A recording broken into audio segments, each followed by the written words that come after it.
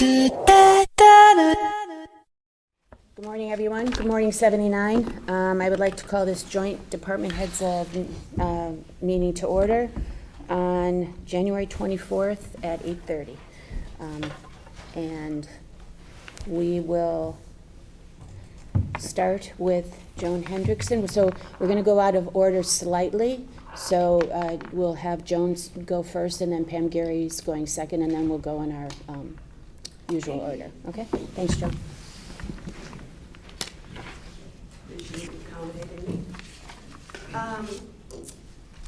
You should have gotten an update to my report for December.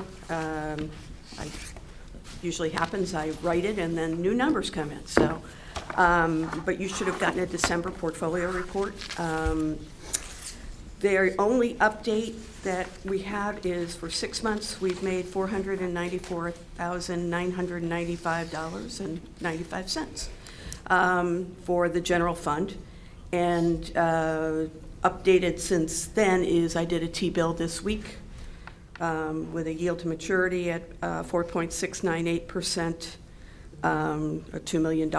And what I did with Jen and I did this jointly, that income is going to go into fiscal year 2024, so the first month will actually show income, which is kind of cool. But that's really the only update. Any questions? I have a question on that. So, I guess I'm wondering, the other option would be post the accrued to date, and is there a reason that we're putting it all in the fund? Again, it's an accounting mechanism. That's for finance. Okay. I just make the money. They do the accounting for it. So. Governments operate under a modified accrual basis, so we typically only accrue at the end of the fiscal year. Okay. There's a single accrual at the end of the year. It's not. Right. So if there was an investment that was put out, say in May, and was not maturing until July, we would accrue the May and June interest, but we don't accrue every month as it happens. If it's going to mature within the fiscal year, we don't accrue it. We just post it when we get it. The CDs are accrued monthly by, Eileen does a model, and we take it in. The Treasury bills are a different story. They're accounted for differently, and that we accrue at maturity. Now, we could sell them and, or Right. change, and then we could accrue. But what I received as instructions from the Board of Finance was to go for the rate and not worry about the accounting. So I did. We're, just so you know, there's not that much to go for. I did bring my yield curve today if anybody wants to see it. We're in the 3 to 6 months, and the difference between the 3 and the 6 months was 16 basis points. So I went for the extra 16 basis points. Would I do that again necessarily? Maybe not. But again, if you watch, I look at this every morning over my breakfast, actually, and we're in pretty much a full inversion. We're getting close to a full inversion. So, and I think you all know what that means. It's Right. a sign of recession. Right. So, Okay. Any other questions for John? Okay, thanks, John. thank you. Okay, next we'll hear from Pam Gary, Park and Rec Department. Good morning, and Morning, thank you Pam. for juggling the schedule for me. Just a couple things to note. One, on the Cherry Lawn Park gazebo update, the bid opening is on January 26th. I had written 19th. I just wanted to note that. That's this week. And I also wanted to just highlight that we are actively working with Eversource to come up with a restoration plan at Little Brook Road. And we'll be meeting again this Thursday. It's quite shocking, the amount of trees that were cut, but Yes. they've been committed to doing a restoration plan of replanting at the new entrance, so that's good news. Are they considering following the plan that we submitted for town right away? I understand that they are doing that, but Okay. So they're ours looking is separate. They're looking at extended maintenance. Right. Terrific.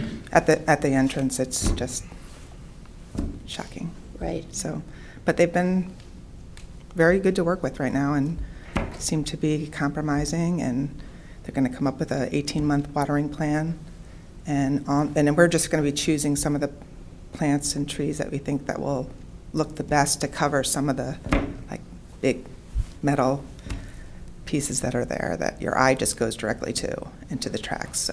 So Pam, are you working with the land trust, or are they managing their? They're managing their Dunlap Woods, and Right. Friends of Selleck's Woods, myself, Susan Daly, are managing the entrance there. So will you have are you negotiating as a group? So the maintenance plan will be consistent for the land trust also? Yes, but Okay. they're going a different route. They're going to look more into like a meadow in the Right. backwoods there, which will be quite different type of maintenance than we'll be looking at. Right, but especially on the water? Yes. Watering, okay, great, okay. And other than that, I did want to acknowledge Kate and Jen and Monica for all their hard work with the budget. I know that it's a lot of requests, especially even with our department this year, and I just appreciate all the hard work. It's got to be really difficult decision-making, and forward thinking with you guys too, so I'm sure that's going to be a difficult year, but appreciate the hard work and the thought. Of course. I have one other question. We have 2 geese dog team people out there. We do. Which we have a lot of geese, I understand, but we We have do. 2 different companies. We do. Okay. All right. Any other questions for Pam? Just briefly, you have the ARPA funding update for playgrounds and paddle tennis court, which is great. Is there any other ARPA funding that we allocated to Parks and Rec that you guys have not acted on or still sort of pending review? I just want to make sure all that's moving along. Right. The water fountains are ordered, so Cherry Lawn will have to be put in. We kind of missed that season in the fall because we turned the water off. Yep. So it's ordered, it's come in, has to be put in and installed in April. Baker, I'm waiting because we ordered Tilly Pond's water fountain, and it's very lightweight, so we want to see how it holds up out there. So the cost was much different than the one at Cherry Lawn. One was $5,500, the one at Tilly was $2,500. If we feel that that's going to last and be a good choice, we'll do that at Baker as well. It's just that Cherry Lawn is more of an active, fun, it's bright green, whereas the one at Tilly Pond is that nice stony color, but it's definitely different in quality. So I'm kind of waiting for that. And then we ordered the picnic tables, those are done. We're currently working with the contractor for the paddle court, which we met them yesterday. And the playground at McGuan has been ordered, hope to be installed in June, May or June, and then we are currently working with a group to come up with a design and vendors for Cherry Lawn, and then Baker. Got it. Okay, thank you. You're welcome. That's it for me. I just wanted to say thank you to your team. The Old Fashioned Holiday event was lovely, and it was nice to see so many residents there, so thank you very much. Thank you. Yeah, it was terrific.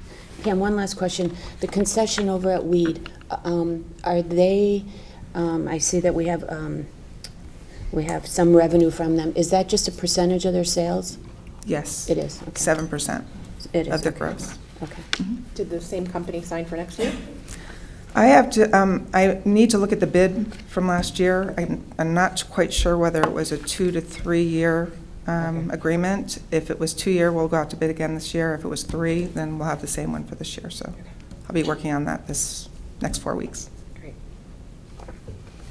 Any other questions for Pam? Thanks, Pam. Thank you.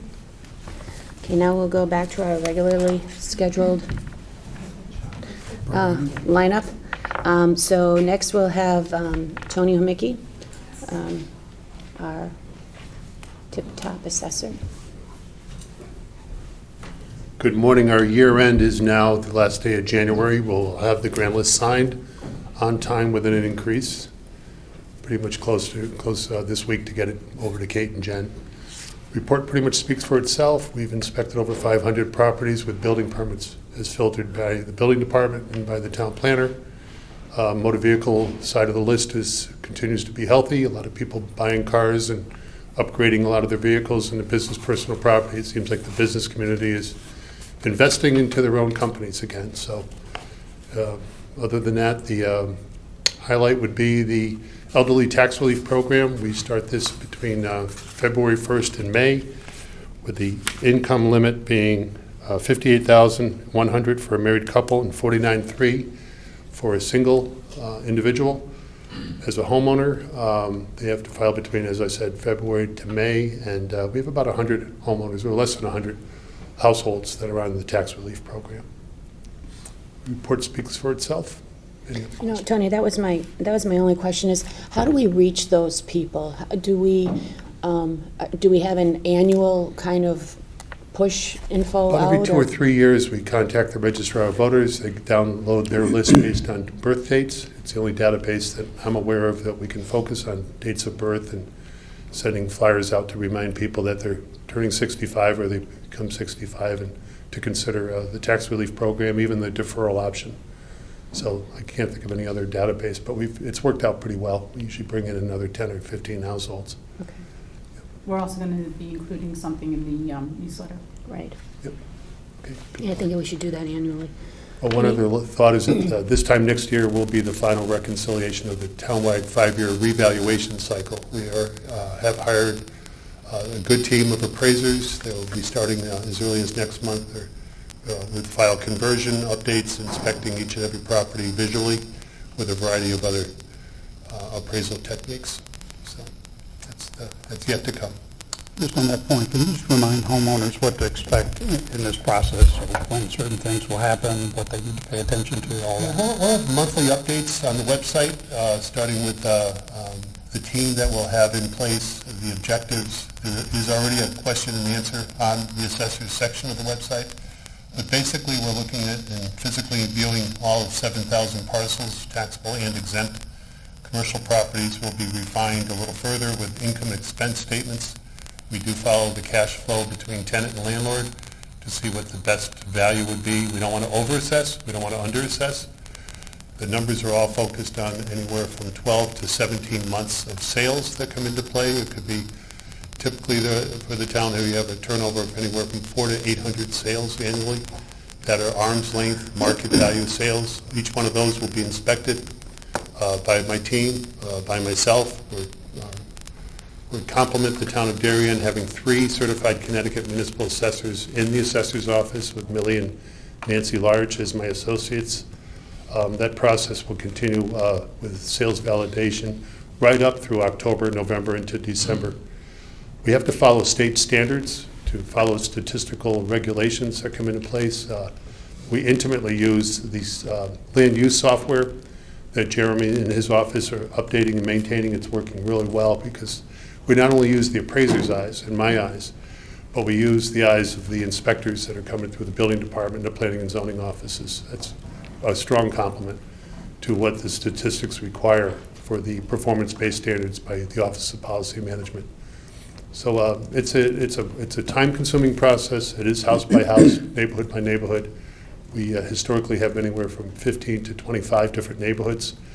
It doesn't mean that one house on one side of town isn't valued any more or less than the others. But zoning comes into play, the use of the property comes into play. It's pretty sophisticated, that mirrors a fee appraisal process. So that will be done again this time next year. I'll be before you giving you the facts. Tony, one last question. So go back to home sales. So how, when you are done with this process, what's the last month of home sales you'll be comparing to? I will monitor the sales right through the hearing process, going up through the Board of Assessment Appeals in February of 2024. Okay. I think that's great for people to understand because the market's, They change. moving a lot, Yep. right? Agreed. So, yeah. Agreed. Excellent. Okay. Okay. Any other questions? No? Okay. Thanks, Thank Tony. you. Thank you. Okay, next we will hear from Joe Larkovic from Post. Joe, yep.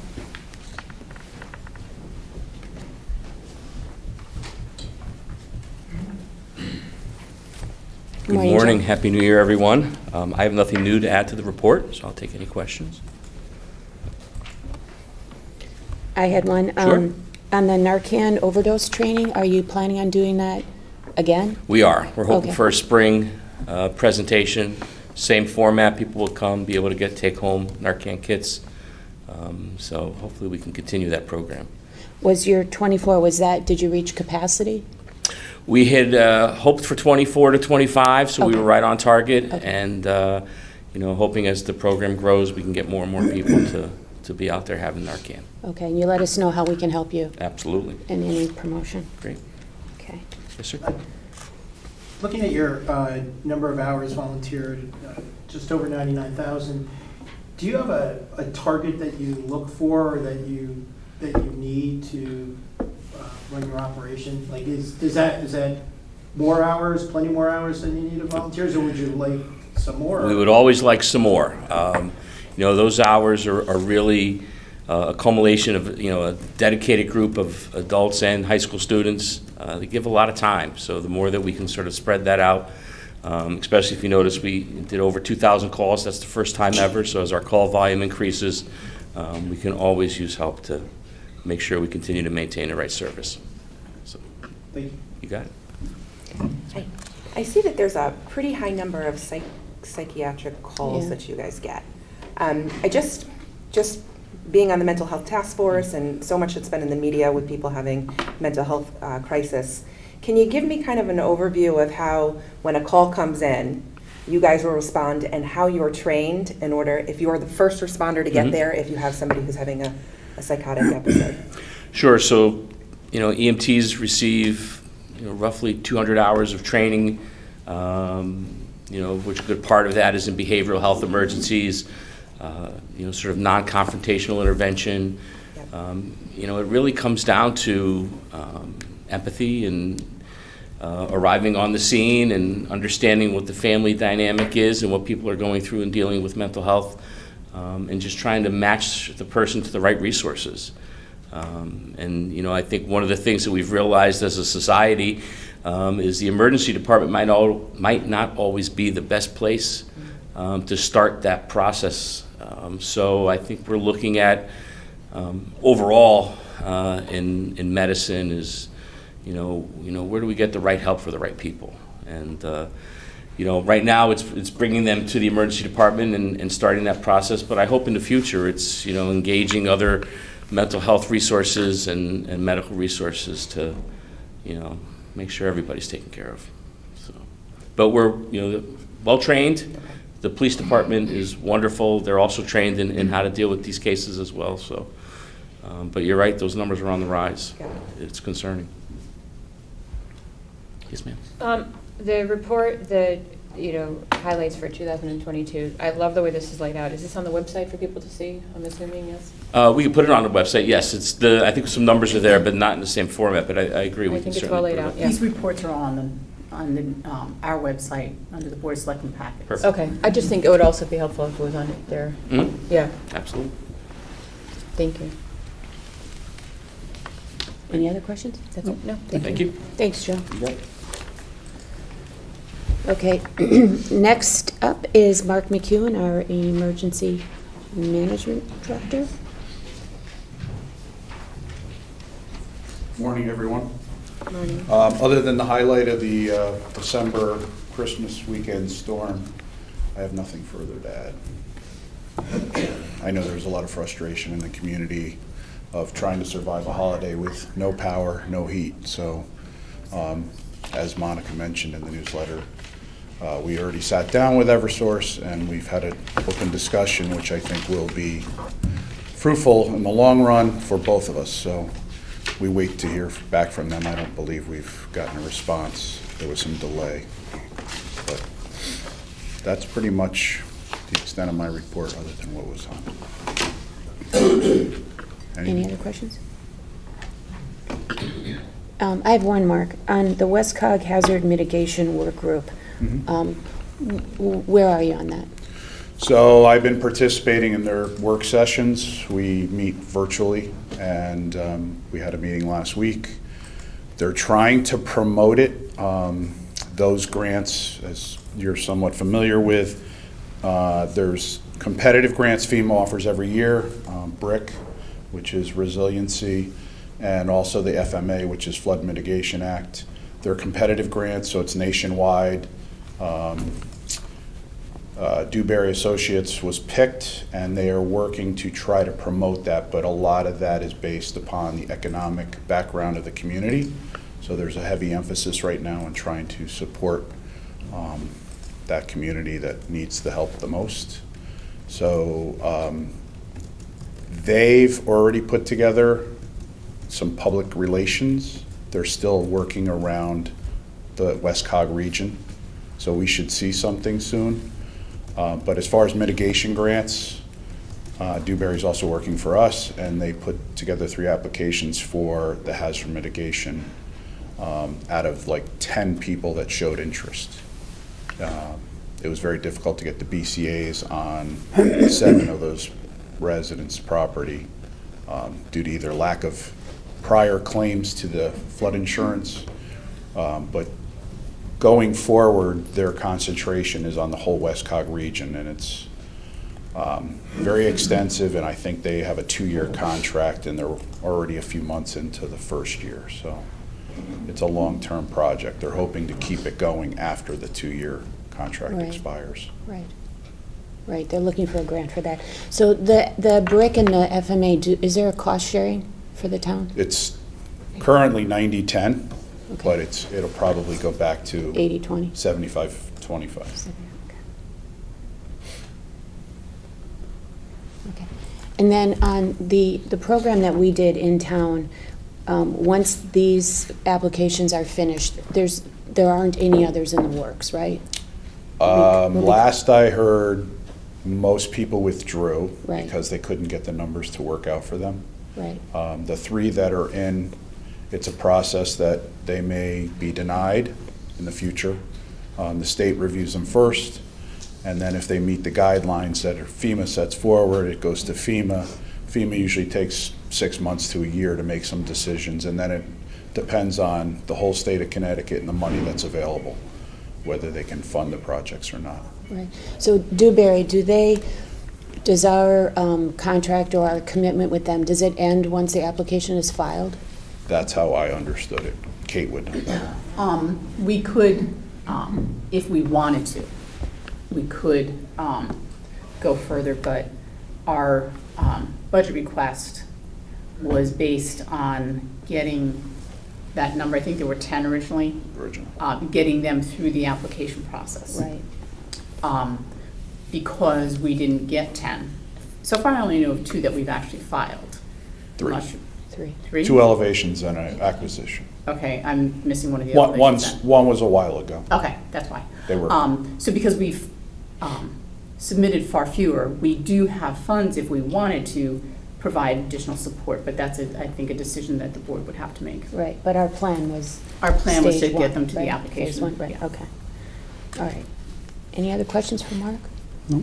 No? Okay, thank you, Mark. Thank you. And you know what, I want to say thank you very much for working on Christmas Eve. It was a challenge, Yes, especially especially with when- babies being born. et cetera. especially when we were in the ICU, so it was good. Thank you. Okay, we have a couple of department heads that are at conferences on behalf of the town. Jen is one of them, so we're going to go next to our fire marshal, Bobby Bush. Morning, Bobby. Morning, all. Nothing to add to my report. The only update is on the federal realty project over on Heights Road.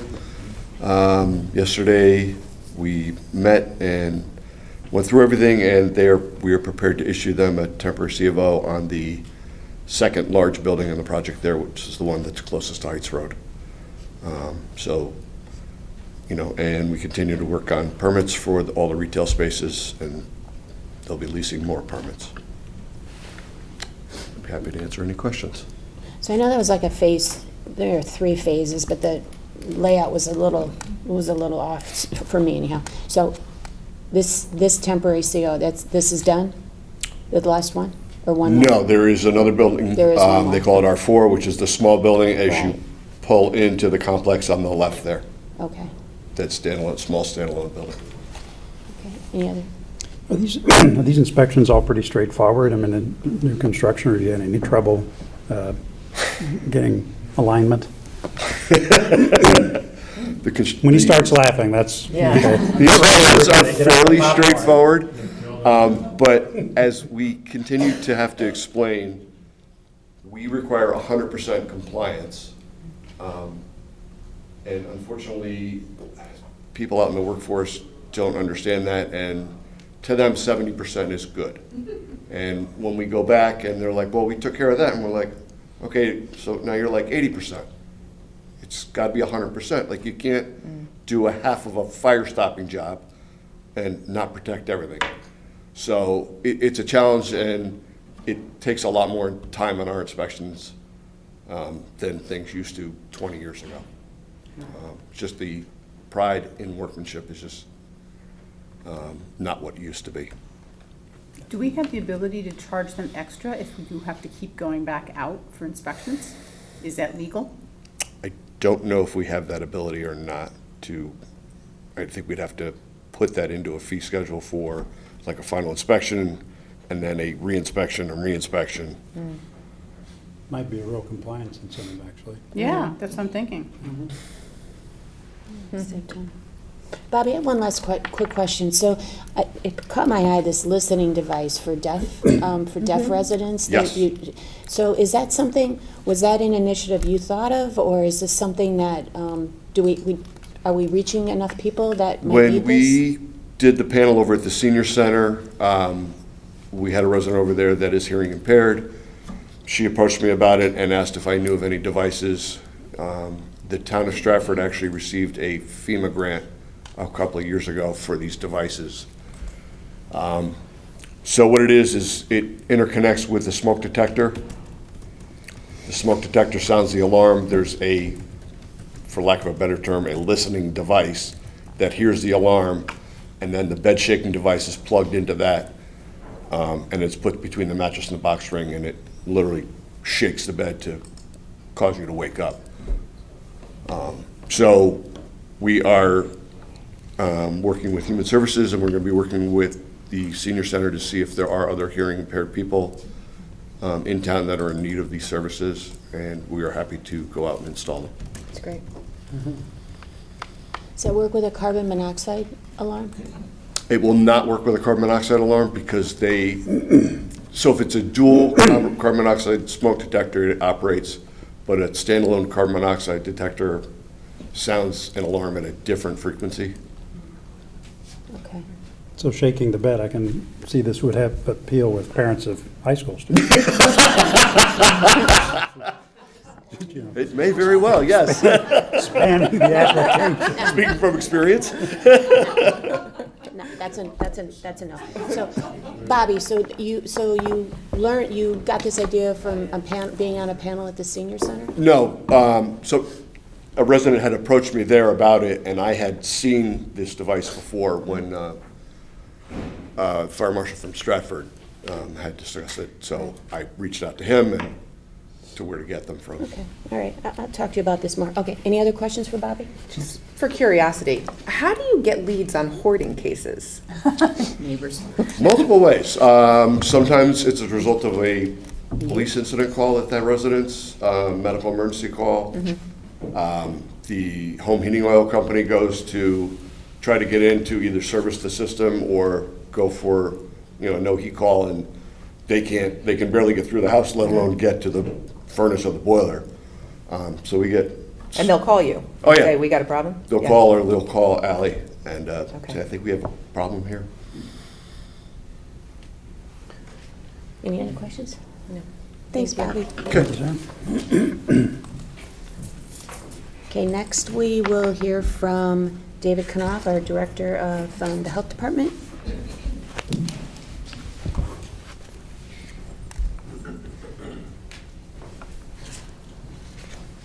Good morning. The only update I have for my report is to say that the radon test kits that we had, the free radon test kits, we've distributed them all already, so we no longer have any available to the public, but we do encourage people to test, and the kits aren't particularly expensive, so if you have living space in the bottom part of your home, we do recommend testing. But I'll take any questions if anybody has any. So January is radon month, right? That's the designated EPA Right. testing month, and that's, houses are closed up, heating systems are running, and people are indoors. So it tends to be the month where the radon levels would be the highest. Okay. So do you think we need to get more test kits for next year? Well, I ordered them, and I can only get what the state sends us. I ordered 75, and I didn't get all of that.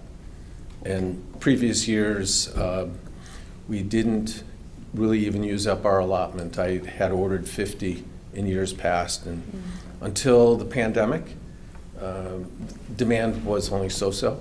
Okay. But with people staying home and working from home, there was an increase in demand. And this year, I guess there was a statewide demand for those kits, so they just had more jurisdictions that wanted them. So we didn't get what we got last year. But yes, I order them every year. Okay. So I had one other question, David. So I see that permits on the food protection program, no late fees. You have that bold, so that seems like a terrific thing, which I agree with. And then you implemented the online payment. So is there a connection there? No. No connection? No, it's just for whatever reason it is this year, we usually have to call people and remind them that their permit fees are due, but didn't happen this year. But everybody got their fees in on time, and permits are all renewed and good to go. Okay. Okay, and then the MERT program, where's Paula on that? The emergency for town? Well, I think that we're ready to go with it. Okay. I don't know if it's been scheduled yet. We did ask for final approval for that, and we had correspondence in the last week or so. Okay. And basically, the concern was whether or not the town would be responsible if there was an adverse reaction in our efforts to try to help. Right. And of course, the Good Samaritan law in Connecticut exempts people who are, applying first aid in an emergency.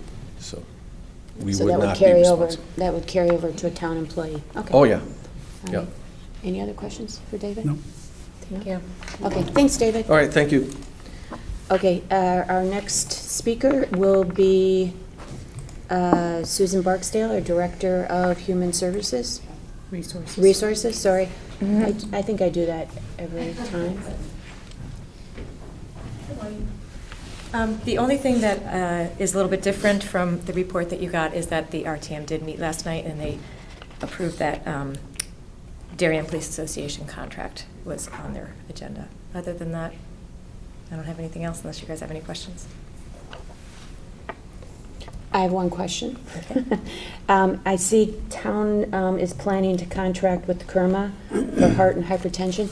Is that something we've done in the past with a different provider? Not that I'm aware of. No. No, yeah. It was kind of being handled on our own. There are very few cases of heart and hype, but they can be costly, and so it's a good idea to have somebody monitor it and administer it for us. It's still not in insurance like our workers' comp. The money is we're still paying everything out, but we've got a third-party administrator now that'll help when it comes to approving or accepting claims and tracking them and things like that. So another set of eyes. Yes. Okay. Okay. On your compensation and classification study, when is that expected to kick off, and when do you think you'd have the results of that? It's already started. Okay. We're doing it in conjunction with the town of New Canaan. We coincidentally happened to talk to the same consultant that they were about to start with, so we kind of got in on them, saved a little bit of money, and did our salary surveys together, which was the first step. So they are going to kind of concentrate a little bit on New Canaan and getting theirs done first because they were with them first. But some of the stuff that's already underway is the step where they look through all of our job descriptions and they interview all of the people that are in those positions to make sure that what the people are actually doing is what the job description says. And that's kind of a relatively lengthy process, not the interviews themselves, but the next step is that they're going to be going through and rewriting some of our job descriptions, making them more consistent, making sure they are reflecting what the people are actually doing in those jobs. And then after that, they'll be looking at the salary survey data to make sure, and that kind of compares our salaries and compensation to towns that are similar to us. Then they'll do an internal equity piece where they're going to look at all 34 positions in relation to each other and make sure that the compensation makes sense within Darien. They told us 3 to 4 months as a total process, so I'm guessing it'll be done sometime in the late spring. Any other questions for Susan? Okay, Thank thanks, Susan. you. Our next speaker is Ally Ramstack, our Director of Human Services. Morning, Ally. I don't have anything further to add, but just did want to publicly thank the community for the generosity again this holiday season. It overwhelms us every year. It's amazing. And thank you to many of you in this room as well. But I don't have anything else to add. In your report, I said that experts now say that Darien's no longer in an acute crisis mode. What exactly does that mean? So they said within 6 months of the tragic events that we had in the spring, that you're not supposed to be doing any kind of really intense educational services for the community. It's more about just providing resources and support. So, because it's too raw and it's not appropriate, that's what the experts say. So now, this fall, they said we were past that first acute phase, so we've started the programming, and we've been quite busy with it, and it's been successful. Thank you. Do you have any more detail on the ARPA funding that you've been using? There's the $250,000 budget that you've used, a little over $15,000 for. Can you be more specific about how those funds are being used and what the plans Yep, it's been are? the mental health first aid trainings that we've done. Okay. We did, I think, 6 of them, and now Paula Sutliff, the public health nurse, and I were both trained to do it, so we don't have to pay anyone anymore. So we actually have our first one coming up next week with department heads and town employees. And thankfully, Joe is letting us host it. He's letting us have it at Post 53 again. And then after this one, we will offer it to the community. So that's mainly where that money's been going towards. Okay, great, thanks. And then I think, as we had said before, hopefully once budget season's over, I can find out a good time for Kate and Jen that we can look into the other money that we have and how to go about the grant process. Great. So Ally, I have 2 questions on the energy assistance. Is a resident eligible for both programs? Yeah, for the Okay. Operation Fuel and Energy Assistance. Yeah. Okay. And then how do you, on the Operation Fuel, so now it's twice, there's an opportunity for... A lot more money. Right. It used to be $500 every 12 months. Now it's twice a year up to $1,000. And the income level, as I said, it's moderate income. It's not just low anymore. Okay, so it's up to 1,000 for both, or 1,000 for each? 1,000 each season. So Okay. you can apply for both. So that's substantial. So do we help people that, for that second delivery, that it's automatic? Nothing's automatic. They have to apply. Again, they have to apply each because time? they look at your last 4 weeks of income, so it has to be up to date. Okay, all right, so, okay, that was my question, okay. But we have had a few new people coming. I don't know if it's from the newsletter, maybe, Marley. Yeah, we've But been- and we're Yeah. trying to get the word out there that so many more people are eligible. So Yeah, I think getting the word out is terrific, so we'll keep working on that. Any other questions for Ally? No? Thank you. Okay, thanks, Ally. Information technology, I think we have George, okay.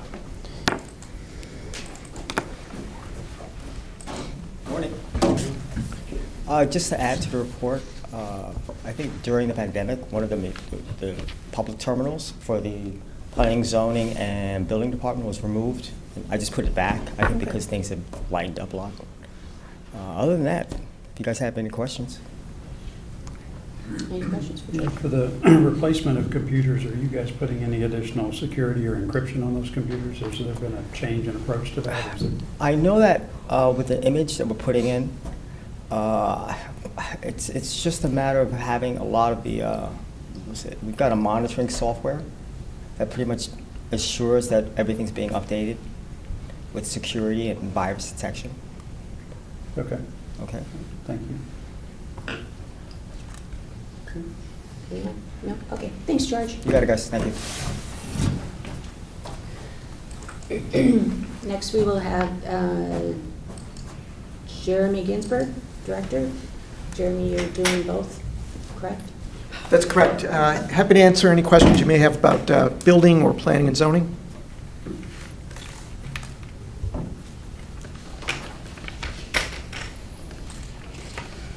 Jeremy, I have one. So, on going over to building department permits, I was trying to figure this out. So, I guess we don't have a, for plumbing, for like a plumbing permit. There's no flat, is there a flat amount? It doesn't look like it. So In is terms it- of the cost, Right. In terms of what we charge. How is that determined? I think it's based on the value of the work, but I'll have to check on that. Okay. You can see there's not very many. They're usually included as part of a building permit. Okay, it was part of the work though. Okay, that helps. Okay. And then I had one other, so, on planning and zoning, applications. So, I see a special permit was adopted or approved, then I see a special permit was withdrawn, and then I see total of 2. So, okay, I just answered my question. Okay, got it. Wow, that was quick. Okay, any other questions for Jeremy? Pretty busy over there. Chugging along, as Bob said, Federal Realty is making a lot of progress, so you'll see a lot of new tenants moving in over the next couple months, those first floor commercial tenants. They are expected to open shop, in the next 60 days, several of those businesses? Yeah, a lot of the, I think there's 8 or 9 different restaurants who are all in various stages of their tenant fit-ups. In some cases, Federal Realty was doing the fit-ups for them, but many of the restaurants are doing their own fit-ups, so they couldn't really get it started on that till Federal Realty got to a certain point. So you'll see a lot of those restaurants starting to open February, March, April. Okay. Great. That'll be quite exciting, a lot more activity going on around there. And then with spring, that last coffee shop building, which is the building Bob referred to, will also be opening February, March. Is that the one with all the glass? All the glass, That's a yes. pretty building. So, a lot going on. Jeremy, is building having the same problem that the fire marshal is having with being called for inspections when they're not actually ready for them? Certainly, in a building like that, which is quite a few apartments, upper apartments, each apartment needs to be checked individually. Smoke alarms, all the sprinkler systems, all the things, exit signs, even the common rooms need to be checked out. So there's a lot of things to see. So there's numerous inspections, and if you only have an hour or an hour and a half to go over there, you might not be able to hit everything in one day. So I think Gary Wilson's been the lead out there, Bob, going out twice a week for well over a year, looking at different things, different parts of the buildings, and that will continue on as these tenant fit-ups continue for the first floor. Yeah. Any other questions for Jeremy? No? Okay, thanks, Jeremy. Okay. Next, we have Chief Anderson for Police Department. Good morning, folks. Just a couple things I'd like to add to the report is I'd like to just mark the passing of Eleanor Mead, who was our part-time records clerk. She worked at the police department for 13 years and moved on several years ago. She was the epitome of customer service and good humor, and she was an excellent representative for the police department at our front window for many, many years. I think she was there for 13 or 14 years, so she passed on Sunday. Secondly, the department remains in transition. Since the report was generated, Sergeant Jeremiah Johnson has announced his intent to retire. He is retiring on February 1st. His last day of service will be this Sunday. He's moving on into the private sector after almost 22 years of service. My recommendation to the Police Commission is going to be to fill that position. They have 60 days to either announce their intent to fill it or abolish it. I think for operational needs of the department, I'm certainly going to recommend they fill that position. So we have some folks in the queue list that are coming on. We still have vacancies that we're attempting to fill. We are getting very close from taking a lateral transfer from a Fairfield County agency, much to that chief's chagrin, because it's a quality officer that they don't want to lose. Darien remains to be an attractive place to work as far as law enforcement. As I think the board knows, you've heard me say before, attracting people to this profession is becoming more and more difficult, but for people who do want to come into this profession, Darien remains an attractive workforce. So we're continuing on in that vein. With that, I'm happy to answer any questions on department activity. We've been fairly busy over the last quarter. When you do a call for service in a residence, are you aware whether or not there's a registered handgun in that residence? No. Is there a way to do that? Because I was thinking when we were hearing about the EMS and all these residence calls and all of these increases in disturbance, would it not be a benefit for our officers to know if they're rolling on a call and there's a potential firearm in the house? I know obviously they're trained to be aware and assume that, but to actually have that information. That is not data that needs to be disclosable, right? We can't even disclose pistol permit applications, and that is not a database that we can get to load into our CAD system. Now, there are a lot of alerts that we can load into our CAD system, and we do load into our CAD system. If we had an incident involving somebody there with a gun, or we can load that into our CAD system, but the mere ownership of a gun is not something that we can load into our database. Or at least there's no mechanism that I am aware of that we could get that data to put it into our database. Okay. Handgun preclusions, domestic violence preclusions of handguns, that personal protective orders which make you precluded from having a gun, yes, that gets loaded in. But mere legal ownership, I'm not aware of any portal to do that. But those permits are, I mean, they're governed, you have to, if you have a gun in your residence, you have to have a pistol permit to do that. No, you don't. Yeah, you simply have to have an eligibility certificate. You don't have, there's two different things. An eligibility certificate to own a firearm is done completely through the state of Connecticut. The town has no involvement in that. A permit to carry a pistol or revolver comes through the chief of police as an issuing authority. Okay. I issue a 60-day or deny a 60-day temporary permit. Then it goes to the state and you get your permit to carry a pistol from that point on. It's done through the state. But you can own a handgun without having a carry permit. Yes, Right. You have to have an eligibility certificate. Thank you. Question about the RAD program. Mhm. It says that you're having issues with equipment procurement. Mhm. What's the equipment that you're, is it You know, if you backordered or you don't have the money to do it? It is backordered, and I think a Okay. lot of municipalities across the country are doing this Okay. program. And this is the the red suits that you see like on TV when people are grappling. There's personal protective gear that people wear to do this. So that's what they're waiting on. A lot of things are still in the queue. We can't get police cars. I understand now that the check for our UAV drone program was finally cut, so we should actually see that equipment showing up here. That was on back order for time immemorial. Yeah.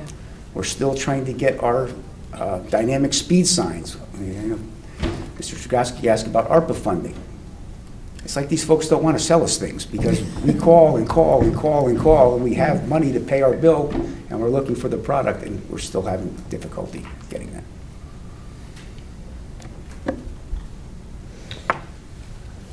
Will you be looking for a new canine to replace K-9 Kenny? We will not at the present time for several reasons. As most folks know, canines are trained one or two ways, but they're trained to sniff out narcotics. Yeah. With the legalization of the cannabis bill, you really can't retrain a dog, right? So that at this point, when this dog retires, we'll get a replacement dog that will be trained to exclude cannabis. Right. There is movement afoot at the legislative level right now to modify some of these cannabis laws. And the bills that have been raised are pro-law enforcement. I think they're very reasonable and cogent. I think I've told this board before, and people probably heard me say if they've come to any of our meetings, Thriving Youth Task Force, they passed a law in the state of Connecticut that is illegal to consume cannabis while you're operating a motor vehicle. But the next sentence says, but the police cannot stop you for consuming or smoking cannabis while you're driving your automobile. So it's one of the few laws in the state of Connecticut that I've ever heard passed saying you can't do it, but the police can't enforce it. So that needs to be addressed, and I think at the legislative level there is some movement afoot there. It's going to be training canines is going to be a little bit different, moving forward. Same thing with use of force, canines and use of force. Some dogs are bite and hold dogs, right? They're tracking dogs, but that's what they're trained to do, is to hold a criminal at bay. Even that is changing as far as what people expect on the use of force when it comes to canines. So it's an industry in flux right now of how canines are going to be used going forward. Thank you. Long answer to a short question. That's a good answer. Thank you. Chief, one more question on that. So how long does it take to train a dog? Well, usually when canines come, they're trained by a private Right. company first. I think it probably takes a matter of months, but we get them. They're typically almost fully trained, right? You mean you acclimate it to the handler. So for our involvement, it's probably less than a month, because they're trained by a handler to do all those things before we get it. We don't do like we train our new officers. We don't train a canine that way. The canine comes pretty much fully trained. Right. I was just wondering if there's like a time lag there, but it doesn't sound like it takes that long. And our current canine, I think, has a couple good years left on his 4 legs, so we'll see what it takes us. That's what we want to hear. Any other questions for the chief? No, thank All you. right. Thank you. Thank you. Okay, next we have Darren Ostfine for Public Works. This is Good morning. Darren Ostafine, standing in for Ed Gentile. He's at a conference in Boston, industry conference. It's a long report, nothing to add. If you have any questions, happy to answer. Darren, I have a question on the hardening of the pump stations. So the floodgate option, is that, how'd that work out? 90%, 99%. We constructed a sandbag barrier on the outside of the building to simulate an actual flood.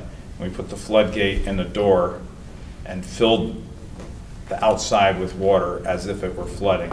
And it worked very well, but there was some seepage. Not enough to create a problem, so we're probably still going to go forward with it.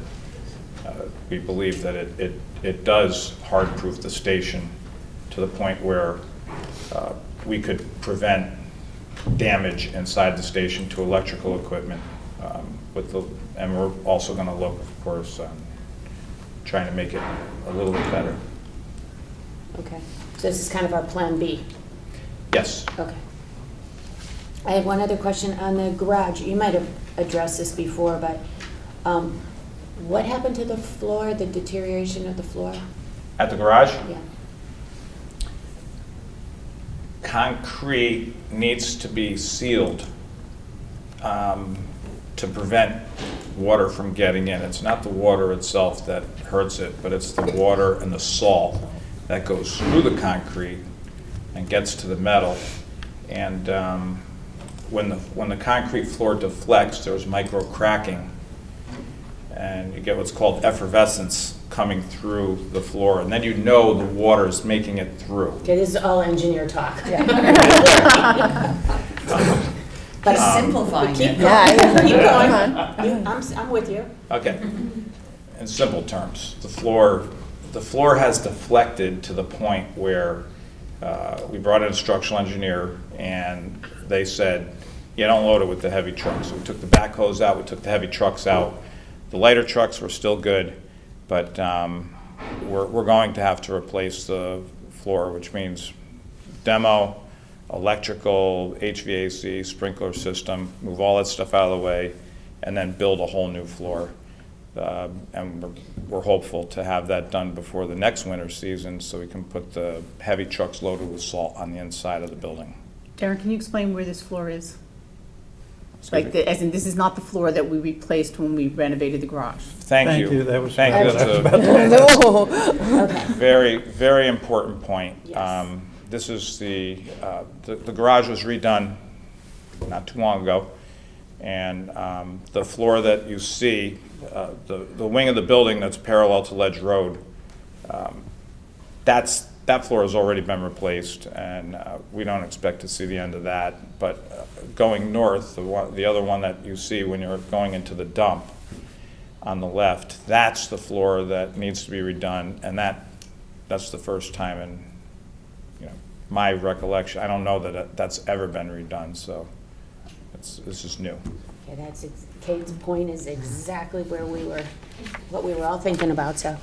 Any other questions for Darren? It's just from the salt falling out of the bottom of the trucks? Excuse me? It's just from the salt falling from the trucks, it's not, Yeah, the that's, tires and, when you go on the bottom and you see, it looks like chalky icicles, you've probably seen it under a bridge. That's an indication that the water is getting through. And when the water is getting through, that's an indication that there's some micro cracking and it's deflecting a little too much. And the steel reinforcing on the inside of that slab may have been compromised. The bond between the concrete and the steel, or the steel itself, could be rusting. So the new one is will there have another material that they can use? There is, and we're looking into that. We're looking into curing compounds and admixtures. So the issue that we're running into with the curing compound or the sealant is what we have done in the past is epoxy, which is great. It's extremely durable. The issue with the epoxy is that our mechanic likes to use torches and weld, and it's not heat resistant. Yeah. So anytime a piece of molten metal hits the surface, there is a potential for water to penetrate the slab. So we're looking for something that's heat resistant and waterproof. And that's in the specifications but it's not been decided what product yet. How much of that space is occupied by the Board of Ed? 0. Okay. So pretty recently in my time here, the Board of Ed owns that last block. And that was open 2 stories high, and one of our projects was to make that for them. We installed a mid-level slab so they can have offices upstairs, mechanics bay downstairs. That's all new. That's all sitting on steel joists. That's not going anyplace. But we're still going to have to supply them power because they're all the way on the end, which is going to be a large part of the project. Any other questions for Darren? No, thank you, Darren. Thanks, Darren. Thank you. Okay, next we will hear from Susan Gray and Carrie Gately, our registered voters representatives, officials. Hi, Susan. I guess I'm alone today. How are you all? Great. I do have something to add to my report because may I pass it to you? Sure. There's 1, 2, 3, 4, 5, 6. Since we prepared this report, the Secretary of State, Stephanie Thomas, has indicated that the amendment to the state constitution, which was passed at the last election, the midterm election, to allow for no excuse or no reason early voting, was passed. So now she has asked the state legislature to enact legislation by March 31st of this year. And it was a surprise to a lot of the registrars because she is trying to have it implemented before the next election, the municipal election, which is on November 7th, 2023. So that means that we have a lot of work to do in our office to get up to speed. And in fact, we're really waiting for the Secretary of State's office after the bill is passed to even give us guidance and update the laws and the regulations and let us know how we are to proceed. I've given you the location. I gave you the press release that came out on last Thursday. There's a location on the Secretary of State's website. I didn't print out the report for you that I think you're all going to want to read because it's 57 pages long. I read it yesterday, and it's very comprehensive, and it's going to be very helpful. These are guidelines that the Secretary of State's office requested from this group called SEER. And there are 46 states and the District of Columbia who now implemented early voting, so we're really at the tail end in Connecticut. But hopefully the state will fund this process because it's going to be costly. What we're thinking is going to happen is 10 days of early voting, which is a lot of early voting, including 2 weekends, early mornings, late night, at least a couple of early mornings and late nights, and we have to find staffing for it. So we have a lot to do. But that's really the only thing that I have to add from our report. But if you have any questions about the election that happened or anything else, please let me know. And you can call our office because this is a work in progress, as I said. So if you have any questions, this is ongoing for the next 2 months or so, just to kind of get our bearings about how we're going to proceed. So to accommodate early voting, would all of the normal polling stations be open for 10 days? Is that the... So that's a good question. In this report, suggestions have been made that municipalities with certain numbers of voters fall into different categories. So we might possibly fall into the category where we can have one polling location with multiple ballots. That'd be nice. If we can do that, we even have an idea in mind of using a room at the Mather Center that has an external door, so that would be easy access for people and it wouldn't ruin Beth's, activities of the day. I mean, this is all hypothetical at this point. We don't know if any of that will happen, but if we can use one poll site for every district, I think that would be a really good idea. And I think it would be much more cost effective because we wouldn't have to, we'll have to figure out what the number of poll workers and election officials, what number will be allowed. We just don't know any of this at this point. I thought we had another year, but we don't. So this was an initiative of Denise Merrill, the Secretary of State before Stephanie, and Stephanie's fulfilling this. So, go ahead. I was going to say, well, at least if we do it, or we run a program of early voting this year, it's a little bit with the training wheels because you're still a year out from a major election, that you can go through the process and start to learn and where you may fall short or things you have to change for, a major election, you'll at least have a Are you dry saying, run. I agree with you, are you saying that this would be a good election to cut our teeth on? Well, yes. I think it would, but the truth is, the only difference will be voter turnout. In election, it doesn't matter if 10 people show up for an election. Under the law, we have to prepare for an election in the exact same way. So voter turnout doesn't really have anything to do with it, or the type of election that it is. The ballot is more complicated in a presidential election. But we have to program our memory cards and our ballots, layout and everything have to be basically the same amount of work. So this is starting everything earlier, and we can do this, and we will do it. It's just we'll need a lot of help from the community. We'll need good people to put in place, to be trained. That's the other thing. I wasn't going to mention it, but there was a major fail at the last election. I don't know if you're aware of it. I don't believe we added it to the report with our election management system, our reporting system, how we report our elections to the Secretary of State failed. It was actually undercounting Democratic votes, and it was across the state. They are not using the election management system anymore, and they have contracted with another reporting system. Hopefully that will be in place by the next election. So there are a lot of changes going on right now, and we're trying to keep on top of them. So this initiative for early voting is going to go in front of the House and the Senate. So the General Assembly will hopefully pass a bill by the end of the session, which is the end of March.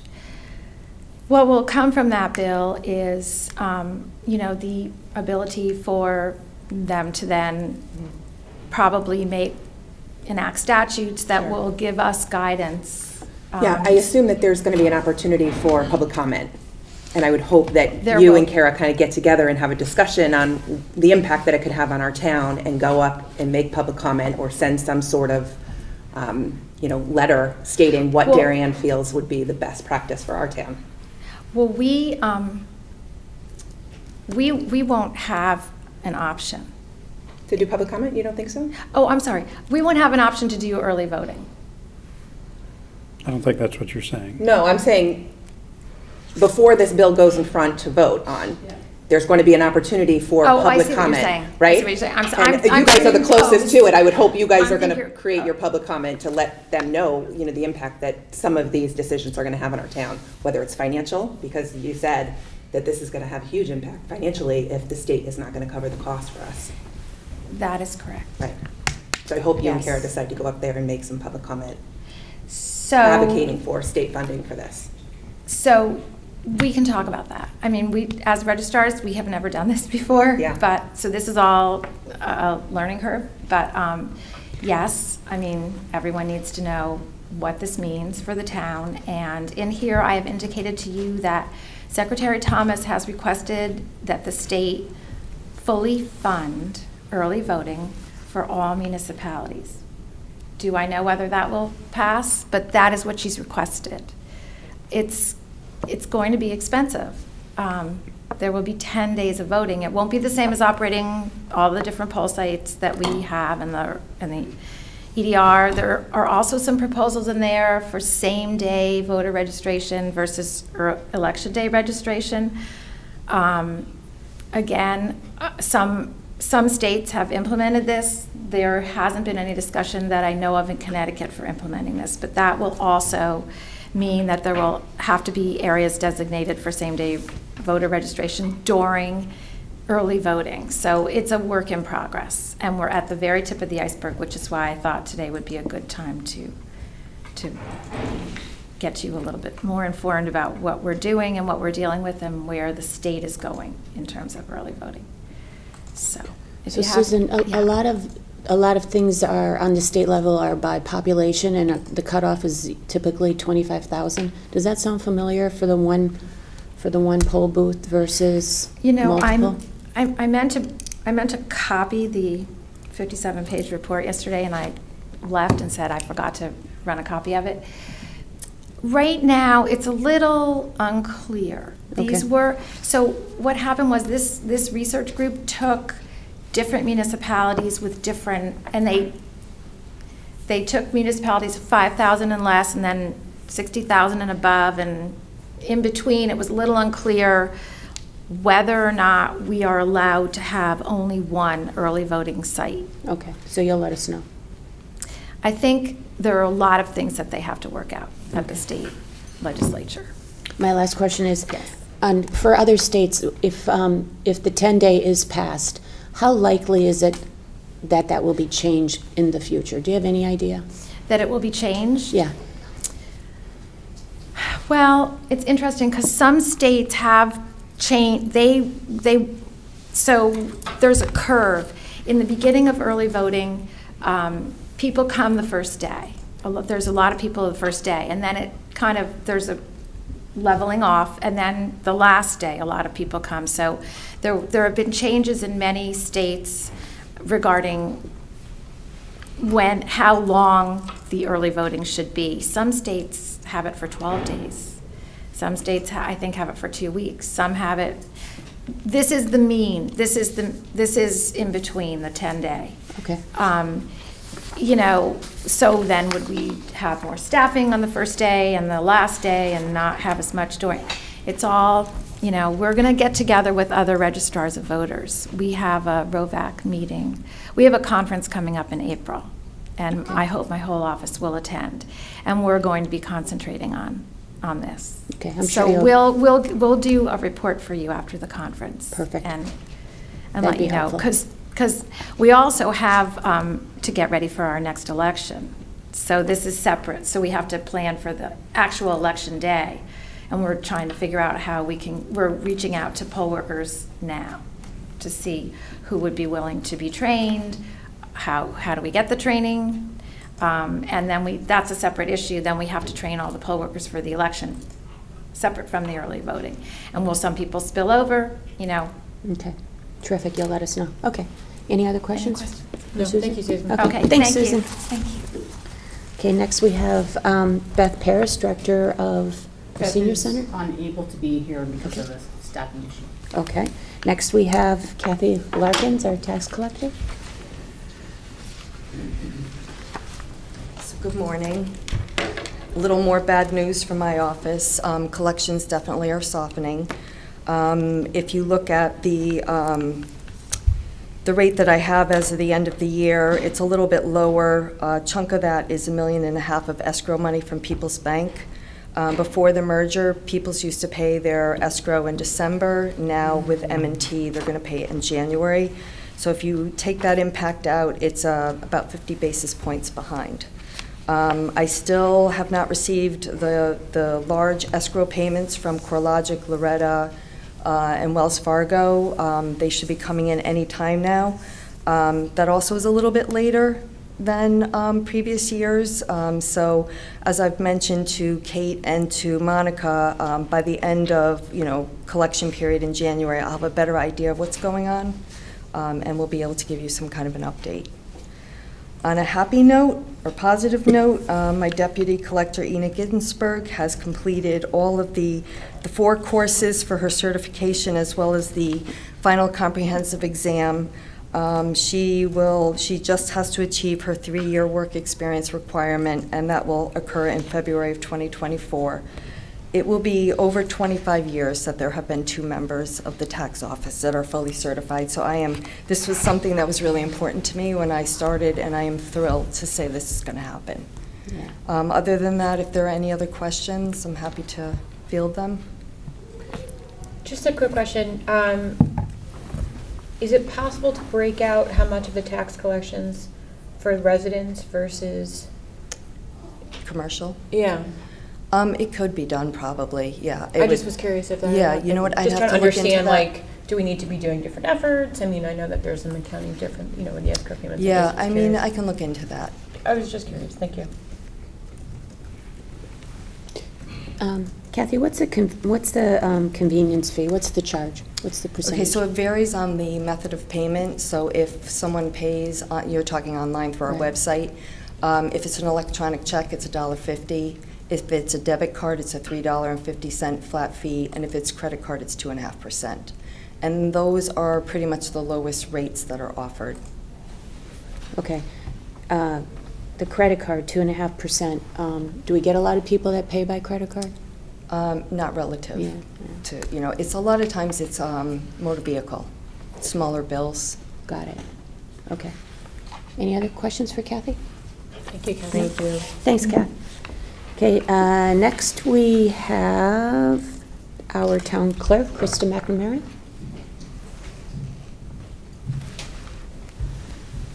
Good morning, everyone. Well, I could give a little bit of updates following up on the comments from Susan with the Registrar of Voters. The state came out with actually 4 proposals from that study for the early voting. They chose the 3rd most ambitious of 10 days. The fewest was 6 to 7 days and up to 15 days. So there are 4 modules, which you see on that report, that breaks down how they would implement that 10-day, that's module 3.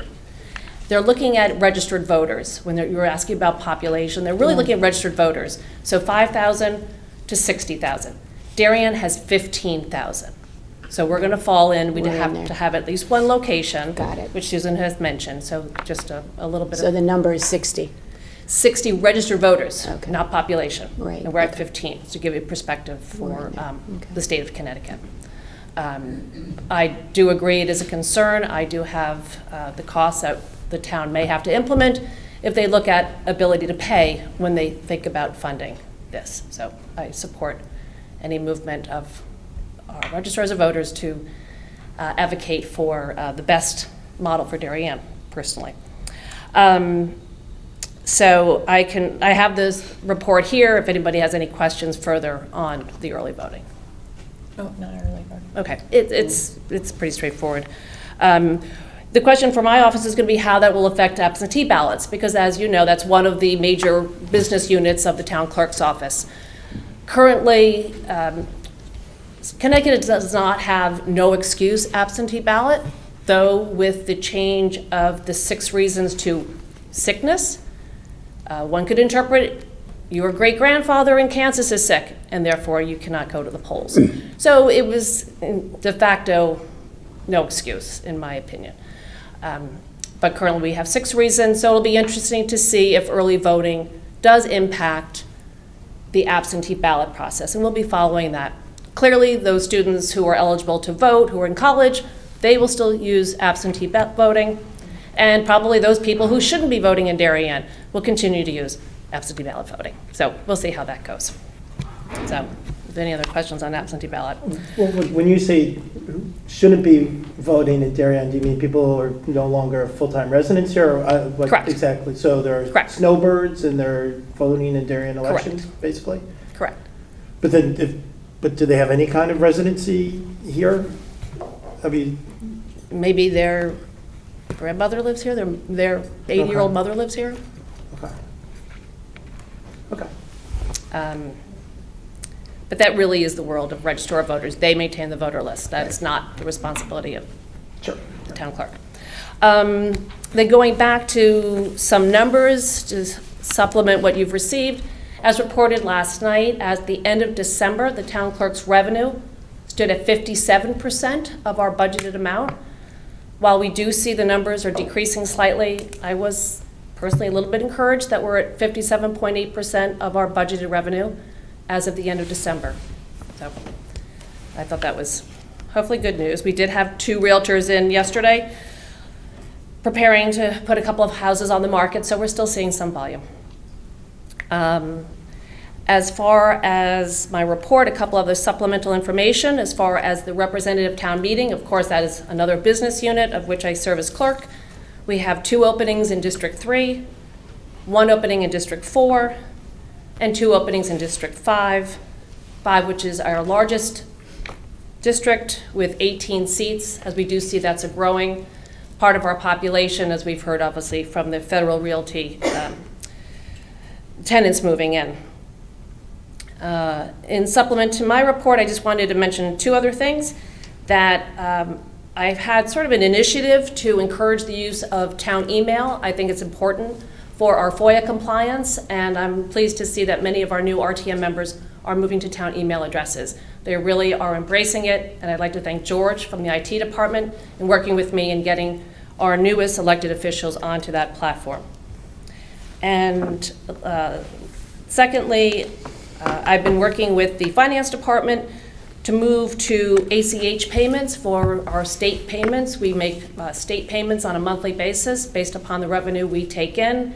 We've been currently, to date, have always been putting in a check request, cutting a check, getting the check, mailing it up to the state, and now with the work of the finance department, we'll move to ACH. They're in favor of this. It just is a cleaner, easier process, and we're not worrying about checks being in the mail. And I'm happy to take any questions. All answered, thank you. Chris, I have one. The return rate on the absentee ballot, was that kind of what you're expecting? It is typical, yeah. A lot of people either decide to vote in person, so it's about the same. That's not an unusual rate. Okay. Any other questions? Okay, thanks, Chris. Great, thank you. Okay, next we will have Mike Wheeler filling in for Jim Cameron for Channel 79. Good morning, Mike. Good morning. How are you? Good, how are you? Jim had an appointment, couldn't be here today, but I'm glad to answer any questions from his voluminous report. Board of Selectmen ratings are up. Yeah, they look pretty high, right? You must look good on No film. questions. Cisco, we got the fun factor over here. Charming and handsome. Yep, all I have to say is, great job. Thank you, 79. Thank you, 79. And Thanks. just to add to that, I appreciate, he's been doing a couple of little extra, he did some of the debates that were great, that you guys did a couple of little town-wide get-to-know businesses that it's been really cool to see some of the new films that they've been putting up. And his inside town hall things are extraordinary. It really gives great insights to these people and how they got here and what they do and what their job is. So it really is very good television. Yeah. Thank you. Thanks, Mike. Our last report is from Alicia Sillers, Youth Commission.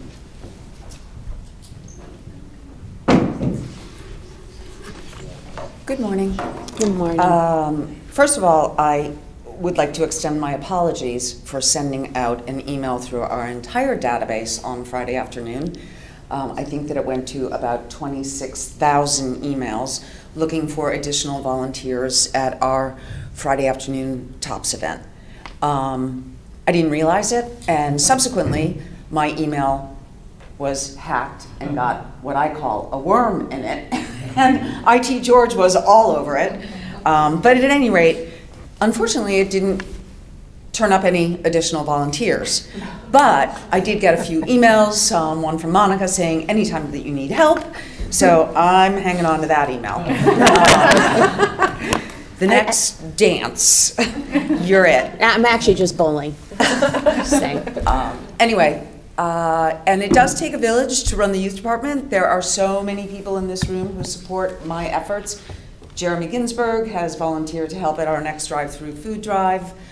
He showed up in October or November. Let's hope that he can move a little better on April 1st than he can now, but he'll be there, I'm certain.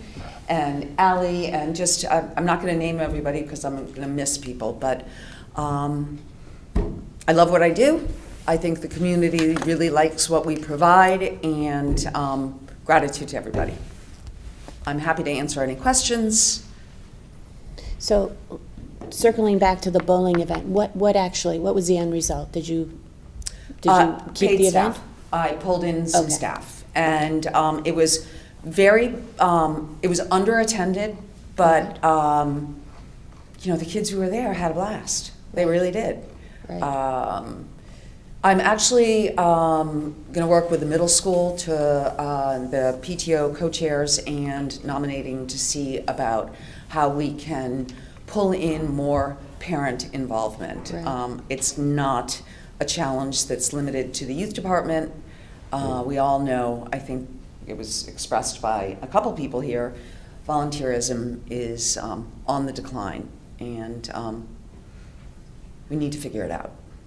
Right. This town runs on volunteers. Yep. So, Yep.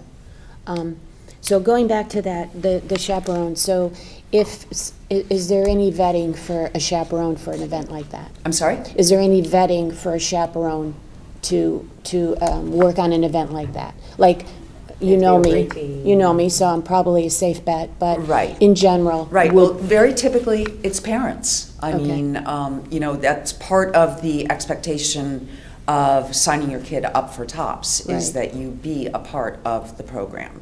So beyond that, not to this point. Okay. Okay. All right, we will continue to look for volunteers. Thank you. Any other questions for Alicia? Looks like Marcy might have Yeah. one. Open registration for town camp is coming up, which is my favorite because I love the town camp for my kids. And I'm pitching it all over my neighborhood for new residents that have moved in. So I see that you have 4 committed as being directors of the camp. Mm-hmm. Can you give a little overview on what qualifications you have to be a director? You have to be over 16, you have to be over... Okay. Over 16? Oh, I think the oldest one is 50. So what I look for is pretty typically teachers or someone who has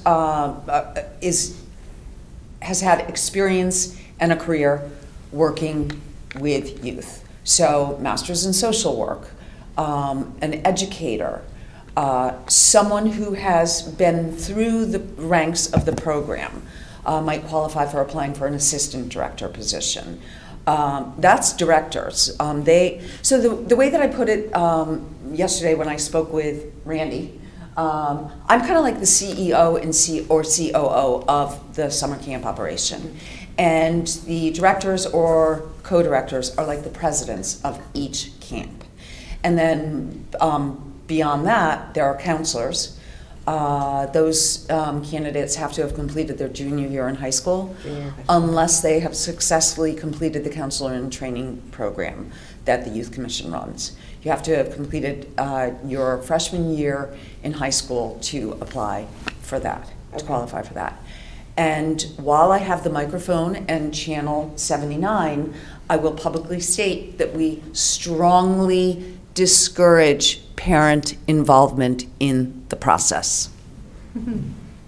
It's on the kids. Yeah. And for many of them, it's the first job for which they've applied. I get it. I understand. I'm patient. I'm kind. I'll guide. Not everybody who applies gets the job. It's part of the whole process. But parents aren't the ones who should be leading the charge on this. They can go to TOPS. They can go to TOPS. There you go. He's in charge. And it's a 6-week commitment. I know last year you were like letting some kids take vacation time because it was so bananas. Yep. So what came out of that, and actually what came out of COVID, is we've hired floater counselors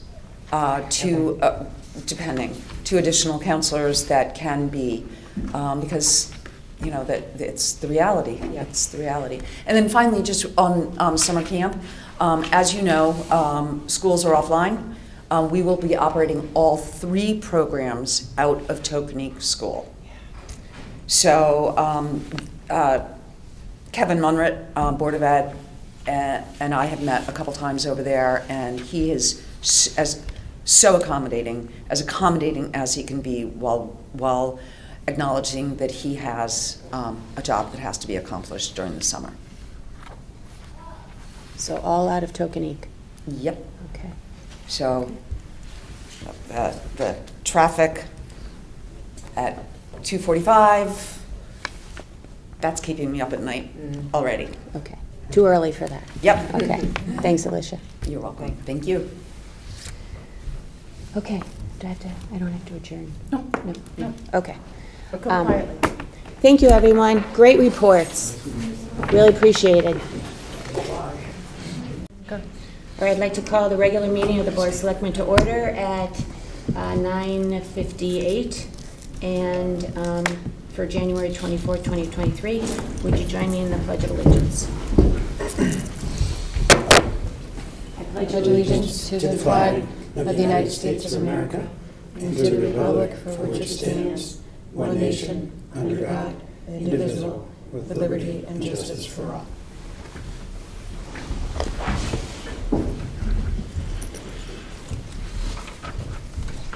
Okay, first item on the agenda is the first Selectmen's report. I'll keep this brief. On Wednesday, January 11th, the annual Council of Small Towns, COST, held its annual meeting. This was an opportunity to discuss critical legislative and regulatory issues, network with colleagues, hear from administration and key legislators, and adopt COST's 2023 legislative platform. The Women's Business Development Council is sponsoring an equity match grant program. This program grants up to $10,000 to women-owned businesses in Connecticut that have been in business for 2 years or more and have revenues between $25,000 and $2 million. You can fill out a grant application. They're due no later than February 28th, so please visit the Women's Business Development Council website for more information. At this time, I'd like to acknowledge the passing of a longtime Darien employee, Chief Building Official Charlie Savarine. Started working for the town in 1979 and retired in November of 2012. Mr. Savarine and his family have been longtime residents of Darien and volunteers in town, and so I ask everyone to keep his family in their thoughts and prayers. I had the pleasure of meeting with members of the Chamber of Commerce to present a State of the Town address and answer questions last week. There were about 70 members in attendance, And I think that speaks highly of how engaged and how vital our town is. And on Wednesday, I will give a similar presentation to the Human Services Planning Council. And I look forward to hearing members' comments and questions. And that's all I have. Kate?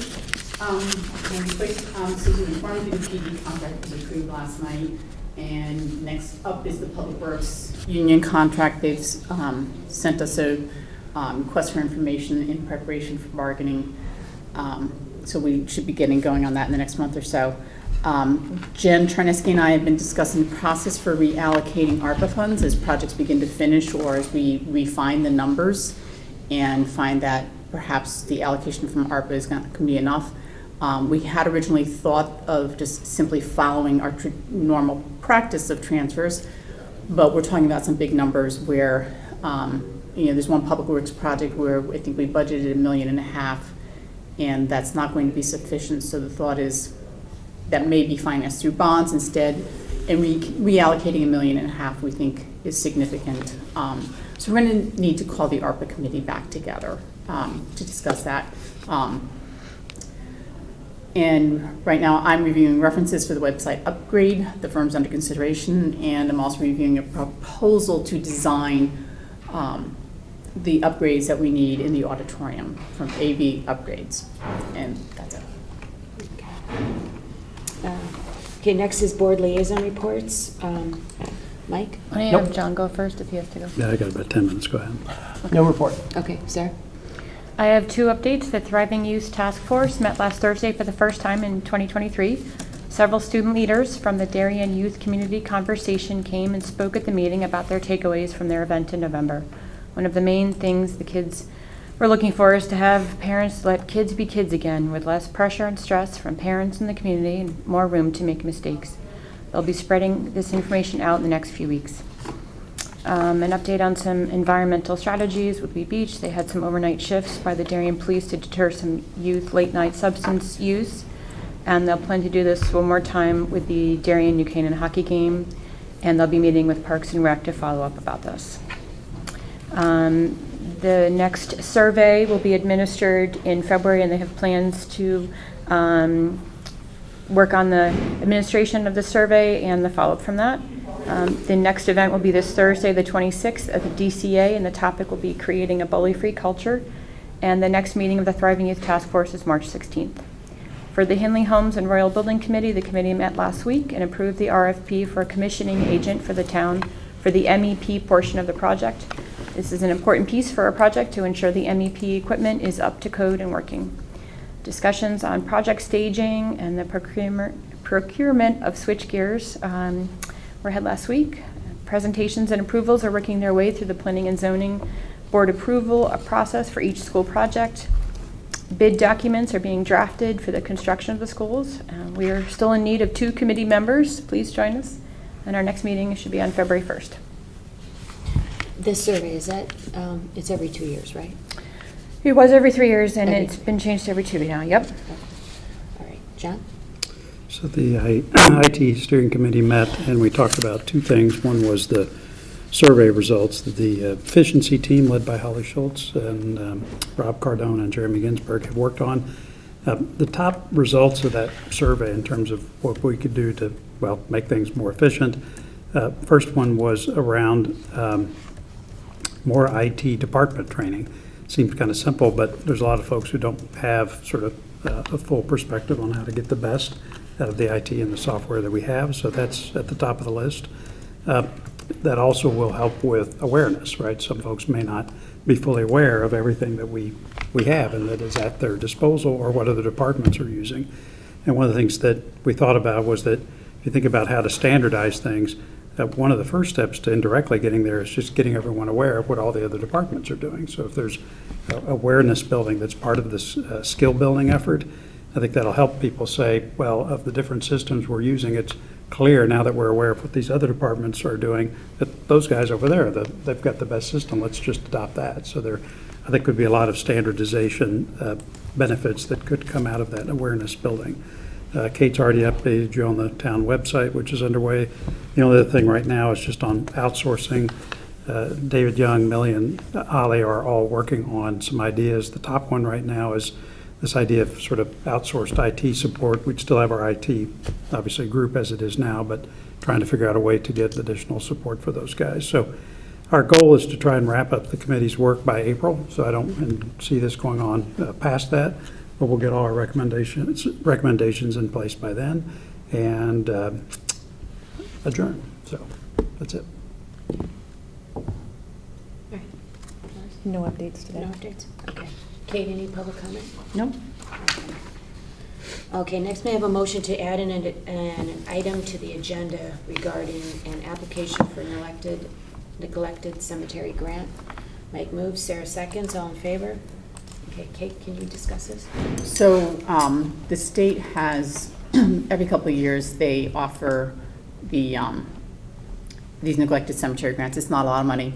About $5,000 is the most we can get, but it gives us some money to help mow, clean up trees, maybe repair a rock wall at one of the older cemeteries in town. The reason we're asking to add it is the application has to be filed by February 6th, which is before your next meeting. So I don't have specifics on which cemeteries we would do right now. Waiting for feedback from Monuments and Ceremonies and Ed Gentile, but would like to get that application filed. So even if it's only $5,000, it helps. Can I ask a question? Sure. If we regularly approve the authorizing and directing of the submission of this grant application, is this something we can do in perpetuity or not? Well, no. So Okay. what we had learned the last time we were, the last time we did this, Jamie was first selectman. Right. And we did it, and so by the time we actually filed to receive the money, Monica was first selectman. Got it. We had to pass a new resolution. Right. So we were going to just put the resolutions on Wayne's advice to say first selectman, selectman, right. no name. The guidelines, the application requirements for this grant specifically say we have to state the name Okay. of the person, Okay. which stops us from doing No what you problem. suggested. Any other questions? Nope. Okay, okay. So if there's no objection, we will waive the reading of the resolution? Okay, so may I have a motion to approve a resolution authorizing and directing the submission of a neglected cemetery grant to the state of Connecticut? Marcy moves, John seconds, all in favor? Unanimous, thank you. Okay, next item is to discuss and take action on a request to transfer $31,725 to the Finance Department for professional services. So Jen hired a firm to audit our telecommunication bills. And the deal with the audit is they get paid the value of the first year of savings that we accept. So we are saving $31,000. So that's what we're asking for the money to pay them for their work. You will see the savings reflected in the next year's budget. Next year, meaning FY2? FY24. Got it. Any other That's questions? pretty standard practice for these firms, so. Yes. Yeah. Okay. All right, if there are no other questions, may I have a motion to approve the request to transfer $31,725 to Finance Department Professional Services? Mike moves, Sarah seconds, all in favor? Unanimous. Thank you. Next is to discuss and take action on a request to transfer $10,000 to police station operation maintenance. Yeah, and the chief left. This is actually technically not necessary because the Board of Finance has approved it. But they had some issues with the generator. It needs repairs, and they needed to bring in a temporary generator. So that's what the request is for. So we still approve it, right? Yeah. All right, okay. So may I have a motion to approve the request to transfer $10,000 to police station operation maintenance? Marcy moves, Mike seconds, all in favor? Terrific, hang in there, John. Yep. Okay. Next item on the agenda is to review and approve the minutes of the January 9th, 2023 regular meeting. Any edits, additions, corrections? Nope. Seeing none, may I have a motion to approve the minutes as presented? Mike moves, Marcy seconds, all in favor? Unanimous. Agenda review, any thoughts? We've got our budget meetings coming up. Yep. Yep. A lot of budget meetings. Okay, our next meeting is February 7th. May I have a motion to adjourn? Marcy moves, Mike seconds, all in favor? Thank you very much. Perfect. Did everybody sign? Yes. No, I need the